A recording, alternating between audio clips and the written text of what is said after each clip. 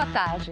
Qual a relação do jovem com os estudos e o que a nova geração que sai das faculdades espera do mercado de trabalho? Um levantamento realizado em 2013 pelo Censo Educação Básica revelou que mais de 8 milhões de alunos brasileiros são repetentes em pelo menos 2 anos na escola.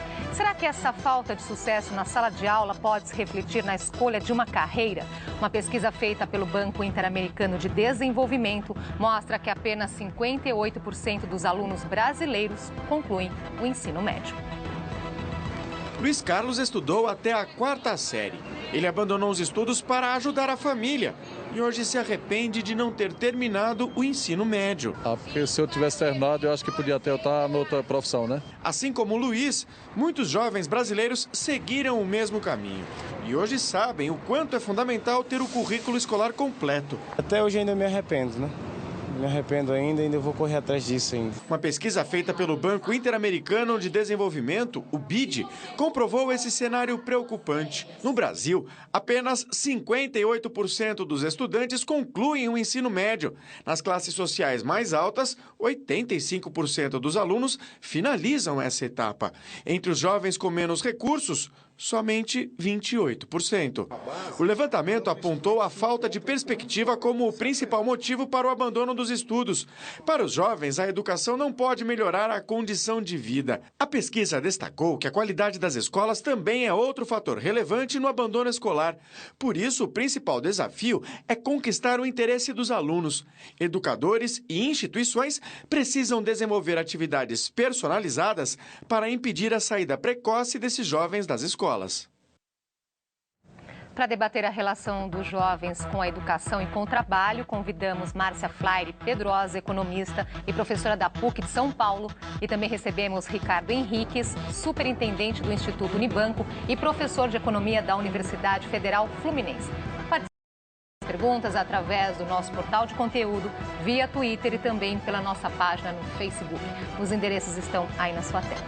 Boa tarde, muito obrigada pela presença. Boa tarde, Andressa. Vamos começar falando então da educação dos jovens. Nós vimos aí na reportagem que apenas 58% dos estudantes concluem o ensino médio. É um número muito grande, né? Por que isso acontece? Olha, eu acho que não é só a falta de incentivo dentro da escola. Como você pode ver, quase todos os indicadores apontam menor fechamento do ensino médio nas classes mais baixas.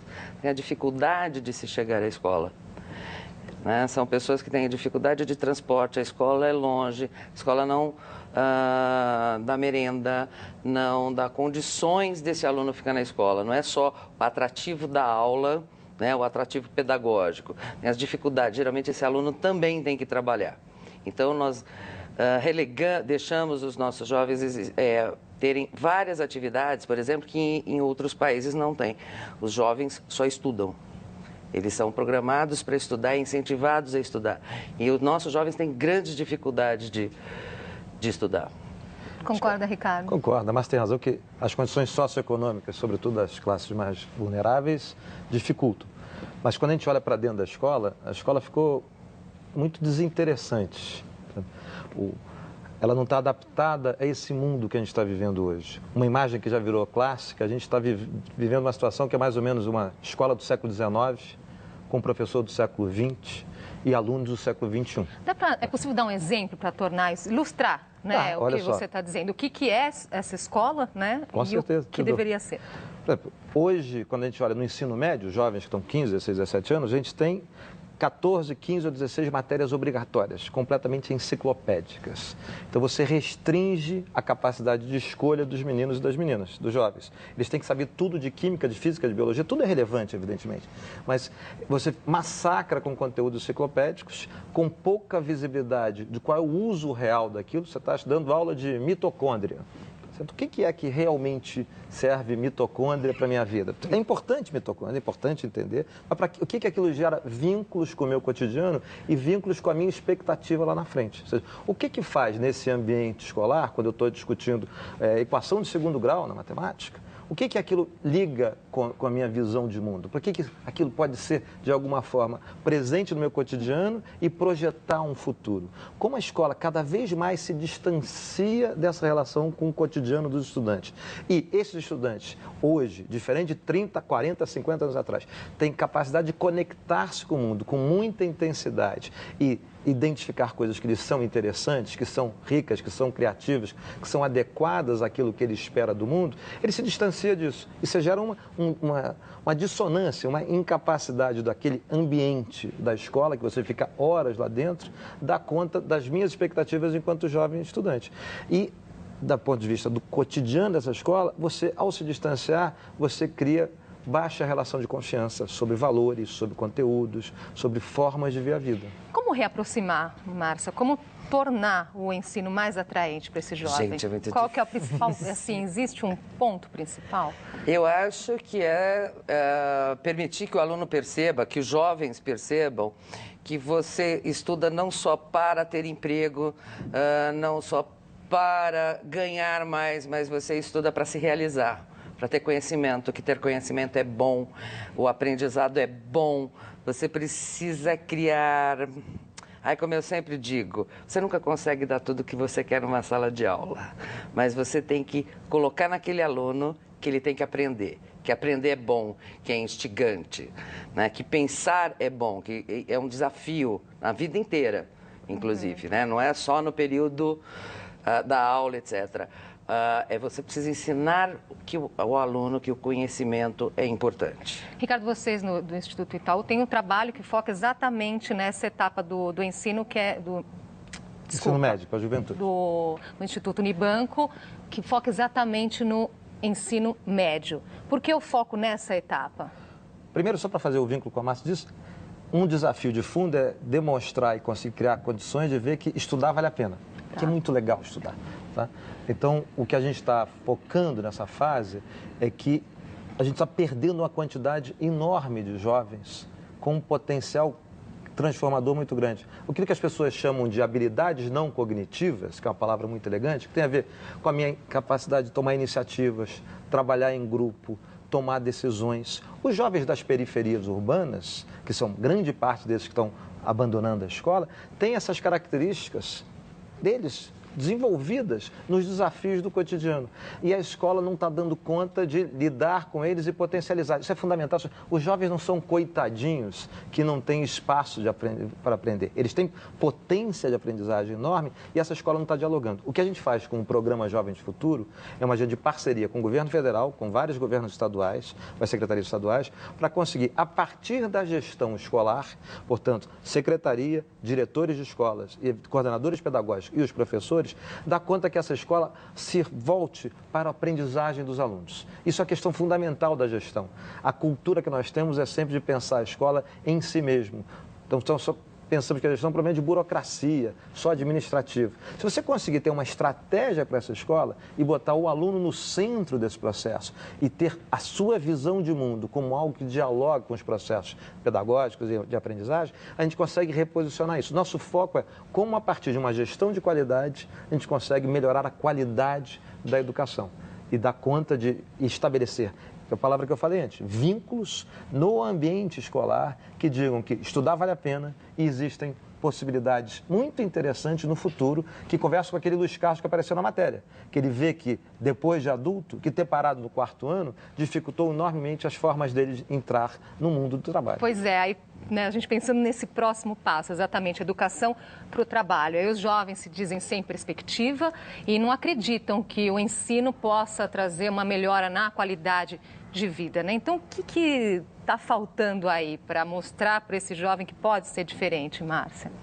Olha, eu acho, pegando o que o Luiz falou, é o seguinte, primeiro, a escola tem que ser, o aluno tem que ser o centro da escola e não a escola o centro. Então, esse aluno, quando ele desenvolver suas potencialidades, ele vai se sair bem, ele vai ser um empreendedor, ele não vai cair no mercado de trabalho comum, do Procura Emprego, ele vai criar opções. Nós temos isso. Eles colocam super bem. Na periferia você tem um jovem que faz a sua música, que tem o seu negócio, que interage com a sua comunidade, porque ele consegue se virar. Agora, qual é o problema?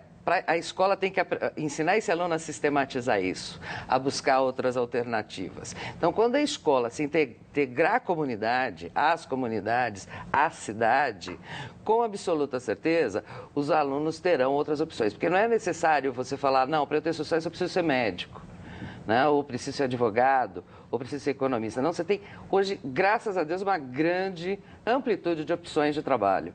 Né? Não só esse trabalho formal da universidade, do pós-graduação, do professor, do médico. Não, você tem N possibilidades de trabalho que poderiam, se a escola se abrisse a esse aluno, interagisse com esse aluno, ela teria condições de formá-lo. Falando nessa opção de só estudar, tem um estudo do movimento, divulgado pelo movimento Todos pela Educação, que diz que os jovens não sabem escolher o que estudar. Isso inclui o Brasil. 51% dos jovens brasileiros não estão bem informados ao fazerem as suas escolhas sobre educação, Ricardo. Isso é verdade. Agora, isso volta a potências, possibilidades do ambiente escolar.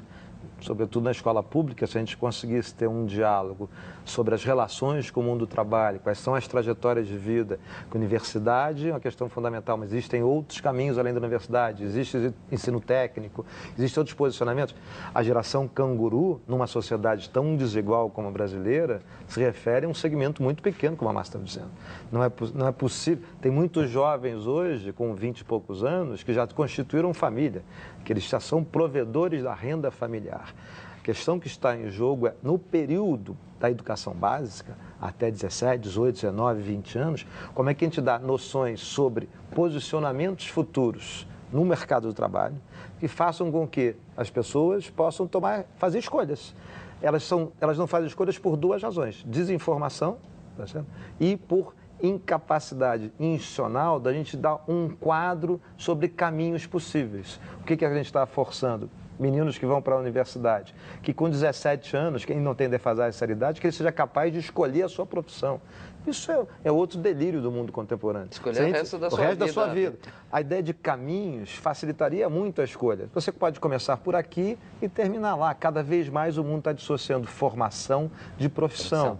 E aí, mas isso tem que ser discutido quando você tem 14, 15, 16 anos, dentro do ambiente da escola. Isso em si, só essa discussão, já tornaria a escola mais interessante. Olha só, o pessoal participando aqui, o Vitor Portes, ele pergunta: a política dos grandes empregadores de subvalorizar o trabalho dos estagiários prejudica em que medida a vida dos jovens no mercado de trabalho? Que o Vitor aqui é jovem, não sei se tem a idade dele. Eu acho que prejudica muito porque o estagiário geralmente está estudando, né? Ele está numa instituição de ensino fazendo sua faculdade. Só pode ser estagiário, né, se você estiver estudando numa faculdade. E prejudica por quê? Porque ele não trata esse jovem como estagiário, que é um aprendiz, né? A ideia do estágio é exatamente fazer a conexão do mundo do trabalho com o mundo acadêmico. E, na verdade, esse estagiário é utilizado como mão de obra barata. Ele vai lá fazer o trabalho. Eu vejo, por exemplo, alunos meus que falam: professor, eu estou chegando atrasado porque eu tive que ficar na empresa, senão eu perco o meu estágio. E os estudantes valorizam muito esse estágio, porque é a entrada no mercado de trabalho que ele acha que vai ser uma delícia, né? Uma maravilha. Nós separamos aqui umas outras informações do IBGE para vocês comentarem, que é de uma outra geração, né? A geração neném. Então, 9% da população tem idade entre 15 e 19 anos, 21% frequentam o ensino fundamental, 41% ensino médio, 6% ensino pós-médio e 32% não frequentam a escola. Então, quer dizer, nessa primeira tela aí, a gente percebe que são muito jovens fora da sala de aula, Ricardo. A gente está falando, só para a gente botar números, a gente está falando de 17 milhões de jovens entre 15 e 19 anos de idade. Tá? Desses 17, aquele número quer dizer o seguinte: só 7 estão no ensino médio. Tem vários que ainda estão no ensino fundamental, que estão com uma defasagem muito grande, e 5 milhões e poucos, 5 milhões e 300, estão fora da escola. Então, num universo de 17 milhões, 5 milhões e 300 estão fora da escola. Metade desses trabalham, a outra metade não trabalha e não estuda.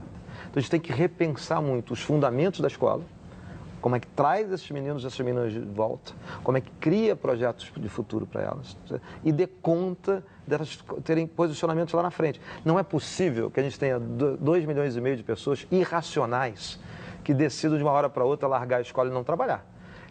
Essa escola não está sendo atrativa o suficiente. Ela está evadindo os meninos, não são só eles que estão evadindo. A escola está empurrando eles para fora. E a gente tem que lembrar que, assim, entre esses, provavelmente, se eles estivessem na escola regular e com a segunda, a gente tem entre eles alguns daqueles que seriam os melhores médicos, os melhores historiadores, os melhores professores, os melhores enfermeiros. Pois é um desperdício de talento. De talento absoluto. De vários talentos. Né? Eu acho que este país, por exemplo, o Ricardo falou, não é só ser médico, nós temos outros. Provavelmente, quantos cantores de ópera nós não perdemos? Não perdemos. Né? Quantos músicos, quantos artistas, quantos pintores nós não perdemos? Quantos cientistas? Quantos bailarinos nós não perdemos? Quantos cientistas? Né? Dado que nós também não somos grandes produtores de ciência, então nunca conseguimos incentivar muito, mas quantos talentos, quantos jornalistas maravilhosos nós não perdemos? Né? Nesses 2,5 milhões. Porque essas pessoas têm talentos, todo mundo tem talento. E acho que, infelizmente, a gente se habituou a isso. Isso é uma questão de reflexão da sociedade como um todo. Todos os segmentos, da elite às pessoas mais populares. O que a gente está fazendo que acha que isso pode ser natural? Que acha que a gente pode deixar, enquanto sociedade, esses potenciais talentos aí à margem. Então, a gente tem que repensar isso. Nós passamos por vários assuntos aqui de educação, trabalho, temos um minutinho aqui para o recadinho final. Mas... Recadinho final, vai para os governos. Para cuidarem da nossa escola. É melhorar, não é melhorar o currículo, né? O governo tem que incentivar a sociedade, e eu acho que a sociedade tem mandado o governo uma escola melhor, uma escola para os nossos jovens. Quando você não cuida, um país que não cuida dos seus jovens, né, não é um país que vai para frente. Em um minuto, que a gente consiga realmente fazer com que a educação seja uma prioridade. Se isso for uma construção da sociedade brasileira, os governos, os tomadores de decisão vão fazer caminhos reais e efetivos para isso. É viável, isso acontece no mundo, é só a gente se alinhar nessa direção. Muito obrigada pela presença de vocês aqui hoje. Até uma próxima oportunidade. Prazer. Obrigado. E o JC Debate termina aqui. Mais informações sobre o Brasil e o mundo você encontra no cmais.com.br/jornalismo.